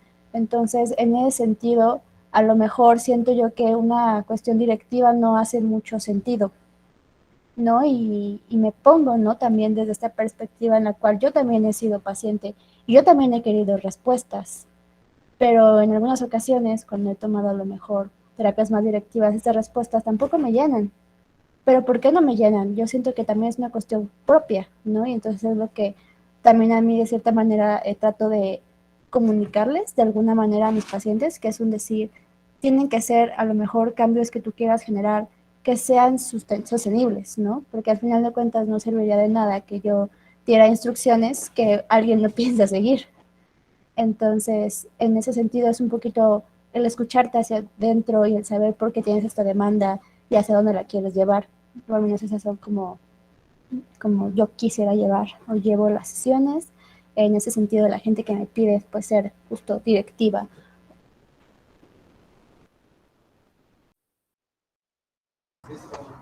Sí. Sí, bueno, yo también agregaría algo, no sé, a lo mejor soy medio tosco, brusco, no sé, pero no se trata de ser brusco. Yo creo que tiene mucho que ver con no faltarle el respeto al otro, eso, o sea, respetarlo en su singularidad. Si yo te doy un consejo, o sea, pues, a lo mejor doy buenos consejos, pero justamente de eso no se está hablando, o sea, no sabemos, es como la puntita del iceberg, entonces yo más bien exhortaría a echar una mirada, algo obvio, ¿no? Que el orden, sí, la salud mental está redacado como estas ofertas, ¿no? Estas intervenciones que tienen que ver con lo directivo, con el manual, con el seguir el protocolo y con la adaptación, ¿no? Y que creo que eso se está desatendiendo, se está haciendo a un lado algo a lo cual tenemos necesidad, o sea, necesidad de hablar de mí, así, de mí en singular, no de yo particular, de un universal que está en un manual. Entonces, yo abogaría por eso, ¿no? Contestaría que buscamos que haya un tratamiento de eso singular, que no hay una depresión o una ansiedad igual a otra, y que justo la diferencia está en cada uno o cada una, ¿no? De los sujetos. Entonces, por eso no significa que haya momentos del tratamiento donde uno pueda ser directivo e incluso dar consejos, pero a sabiendas que uno lo está haciendo por una crisis o por un momento difícil o por, ¿no? Pero yo creo que eso, siempre respetando lo singular, ¿no? Si yo te digo qué hacer, pues justamente estoy abogando, estoy apelando por lo que se debe de hacer, ¿no? Y ahí yo lo veo así, ¿no? No sé, a lo mejor les digo que es medio tosco, yo lo veo como una falta de respeto, una falta de respeto al sujeto en su singularidad, y como que creo que el mundo está muy lleno de eso, de ese tipo de faltas de respeto. Y por otro lado, ¿no? El dispositivo, si nos vamos a una de tantas definiciones, pues un artefacto que busca producir una subjetividad, ¿no? Entonces, creo que darle cabida a ese artefacto, a ese dispositivo es, pues como que esto te ofrezco, ¿no? Que todo lo que esté en el centro de este trabajo, pues es lo más importante, o sea, tú, en tu singularidad. No el deber ser, ni la adaptación, ni... Sí, eso agregaría. Y Rebe levantó la mano. Sí, pues, bueno, yo hablando en el caso de trabajo con niños, niñas, porque bueno, es justamente el que presenté, pues creo que es incluso más riesgoso, ¿no? O sea, como ser directiva, porque, o sea, de por sí el niño o la niña no es su demanda de análisis, ¿no? O sea, las llevan al análisis. Entonces, creo que, y más porque, bueno, los niños, las niñas se expresan a través del juego, ¿no? A través de, bueno, el dibujo. O sea, no vas a sentar a un niño, una niña a hablar una hora, ¿no? Entonces, pues sí, bueno, lo que yo busco hacer en el trabajo con niñas es especificar, ¿no? Que es un espacio para ellas, ¿no? Y bueno, creo que en línea incluso es a veces más complicado, ¿no? Porque no está como el cuerpo para jugar, ¿no? Y lo que el niño proponga. Pero también he visto algo interesante, ¿no? Porque, bueno, estaba leyendo un libro de Arminda Verasturi que habla del psicoanálisis con niñas y ella habla que bueno, habla del psicoanálisis presencial, ¿no? Pero dice que tiene como una caja, ¿no? Con juguetes que son los juguetes del niño, ¿no? Y que esos son únicamente del niño, ¿no? Para la sesión. Y creo que en línea es interesante porque pues las niñas están en sus cuartos, ¿no? En sus casas, bueno, generalmente cuando es posible, ¿no? Y tienen sus juguetes, ¿no? Creo que hay algo interesante en lo que sería, pues, vaya, interesante ahondar un poco. Pero sí, resumiendo, creo que no, yo coincido con Jorgel en esta cuestión del respeto, ¿no? O sea, el niño tiene también su subjetividad, también es un sujeto, ¿no? Y también se expresa, ¿no? Y hay que dejar que se exprese, ¿no? Sin ser directiva. porque ese no es el chiste, ¿no? O sea, el chiste es otro, es que se elabore esa subjetividad que es única al paciente, ¿no? A la paciente, entonces, pues sí, eso. Sí, gracias, Rebe. Toño también levantó la mano. Sí, gracias. Justo con esto es un tema ríspido, en el sentido de que puede tener muchas lecturas. Esto de ser directivo o no ser directivo. Y lo comento ahorita por lo que dices, tienes mucha razón, Rebe. Y pues bueno, creo que una parte importantísima es considerar siempre el caso por caso, ¿no? Es decir, eh, bueno, al menos en la poca, mucha experiencia que tengo, por ejemplo, en el ámbito de la psicosis, ¿no? Ya sea como acompañante, ya sea como analista, hay ocasiones donde sí el ser directivo permite también una forma de cuidado, ¿no? Un poco anudando me parece que era ahí la que mencionaba, ¿no? Que uno se sorprende que siempre llegan con una demanda en particular, ¿no? Una demanda de adecuación, de fondo es una demanda de amor, ¿no? Pero a saber cómo viene estructurado ese amor, ¿no? Porque no es un amor romantizado, no es un amor de una condición única, puede ser un amor erótico, puede ser un amor, condicionado, puede ser un amor pues, portal en algunos casos, ¿no? Pero sí es importante como dimensionar hasta dónde entonces el ser directivo permite también un punto donde entonces hay un cuidado, ¿no? O sea, hay límites que permiten cuidar, ¿no? No todos los límites son prohibitivos, ¿sí? Y el ser directivo, dependiendo del caso, y también pues, uno no está ahí en todos los espacios que se puedan generar, ¿no? Que se puedan gestar, sino simplemente permitir que entonces eso genere una construcción de es que lo estoy pensando como si fuera como cuando algo se empieza a desbordar, ¿no? Poder direccionar ese cauce, ¿sí? Y la única forma de direccionarlo es a través de una barrera que pueda franquear, ¿no? Y pueda direccionar entonces todo eso que puede llegar a conducir a diferentes espacios o diferentes fenómenos como pues un pasaje al acto, como un acto, ¿no? Entonces, es un tema muy particular, valdría la pena que se pudiera investigar un poquito más acerca de esto, porque no se va a agotar, evidentemente, pero sí es a veces sortear de dónde viene la demanda, ¿no? Y estar advertidos que a veces pudiéramos, pues, de una u otra manera, a lo mejor estar contestando en esa demanda que pues, no tendríamos por qué ocupar ese lugar, ¿no? Si nos actuamos desde esta dirección. Pero habrá otras ocasiones, ¿no? No todo, ¿no? Afortunado de la clínica, donde entonces el ser directivo, ¿no? Permita una forma de cuidado, que a lo mejor esa sería la conclusión de mi comentario.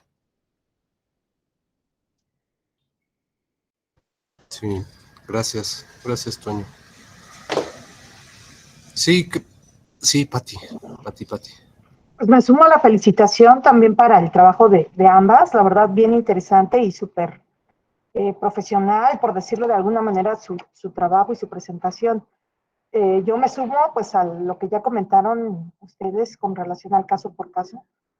En el particular tema de pensar, el dar continuidad al dispositivo, ¿no? Que no es un no porque no, sino que creo que también atrás de ese no, justo lo que acaba de decir Toño, hay posibilidad de escuchar, ¿no? Hay posibilidad de revisar justo las opciones que podría haber para cada persona, para cada situación, ¿no? Porque en ocasiones es justo esa labor transferencial que justo se puso en marcha y que es ahí, digamos, donde es difícil a lo mejor marcar un corte, pero que también el riesgo que implica pues continuar en un proceso privado, ¿no? En el riesgo en el sentido de pues de no estar en el campo de la institución, ¿no? Entonces, bueno, pues nada más eso. Que en Coapsi, la verdad es que yo me siento muy tranquila que esté el profesor Jorge, porque se revisa cada situación, ¿no? No es un no, ya olvídense, esto no se puede hacer, sino estoy segura que cada caso se revisa desde la posibilidad de lo subjetivo. Muchas felicidades también al profesor Jorge. Gracias. Gracias, Pati. Muy bien. Sí. Pues, ¿alguien quisiera hacer de los últimos comentarios ya por el tiempo? Yo nomás brevemente, como lo necesario que es ser abierta, flexible, pues, ¿no? En esa tarea, la labor que tenemos, que tiene que ver con la formación, ¿no? La formación sí psicoanalítica, pero también profesional. Entonces creo que lo más viable, así lo que está más bueno, por decir, es la diversidad, ¿no? Siempre y cuando uno tenga claridad de dónde está parada. O sea, si uno está ahí como a la deriva, ¿no? O nada más siguiendo como los parámetros o lineamientos porque están en el manual, bueno, pues a lo mejor eso tendrá alguna utilidad. Creo que sí, ¿no? Pero creo que en términos formativos esto de lo plural abona muchísimo más y mejor. Y bueno, pues creo que los siguientes Ateneos, no tengo bien es en abril, son 2 en abril, a la mitad por ahí de marzo, ya les pasaremos las fechas. En marzo va a ser el coloquio de investigación en psicoanálisis y psicología crítica. Nada más les adelanto tantito que para esta ocasión, para ese mes de marzo, en ese coloquio, los egresados de pues, la última generación de la MEP, de la Maestría en Estudios en Psicoanálisis, van a presentar sus avances de tesis en ese foro. Ese foro, lo repito, les pasaremos bien la fecha, que no recuerdo si es el 17 de marzo, por ahí, ¿no? Y los siguientes Ateneos van a ser en abril, ya lo decíamos al principio, uno de maestría y otro de licenciatura. Y bueno, pues no sé si algo quisieran agregar de comerciales, Pati y Toño, algo que venga próximamente. Bueno, el lunes, me parece, sale el primer número de Diotima, la revista del Colegio de Psicología, o más bien tú, Toño. Pues gracias, Jorge. Aprovechando, pues solamente invitarles a este segundo coloquio de Amor en Tiempos de Selfie, que es el 14, 15 y 16. Seguirá siendo de manera virtual. La verdad viene un programa muy interesante. El día 14 van a estar acompañándonos el equipo que gestionó o que ha posibilitado este encuentro. El martes tendremos también una plenaria con 3 expositoras, y el miércoles será un encuentro, pero a modo de como una suerte de panel de discusión, ¿sí? Entonces, vienen invitados de otros espacios también que vienen a colaborar y a reflexionar sobre este tema, ¿no? Y, en efecto, sale el primer número de Diotima para este 14 de febrero, ¿no? Hablando justamente del amor, ¿no? Y, pues bueno, podrán revisarlo de manera virtual en la dirección que, pues, bueno, si nos siguen en Facebook o si nos siguen en LinkedIn, podrán dar cuenta de la dirección de la revista. Entonces, les invitamos porque también van a estar, bueno, se van a publicar diferentes artículos que han sido muy, muy, muy interesantes y que, bueno, todos han sido, pues, parte de obra, gracias por ti, han sido desarrollados por profesores como por alumnos de la Universidad de Claustro, ¿no? Entonces, ya les daremos también noticias de cuándo cuándo se abrirá la segunda convocatoria, ¿no? Para el siguiente número, pero de momento iniciamos con esto. Entonces, hasta aquí. Muchas gracias por el espacio. Muchas gracias a todos por estar acá, por su escucha atenta y por compartir su clínica. Muchísimas gracias. Gracias, felicidades, Rebe y Liv. Muchas gracias. Gracias. Bueno, pues que les vaya bien. Buenas tardes, hasta luego. Ay. Nos vemos.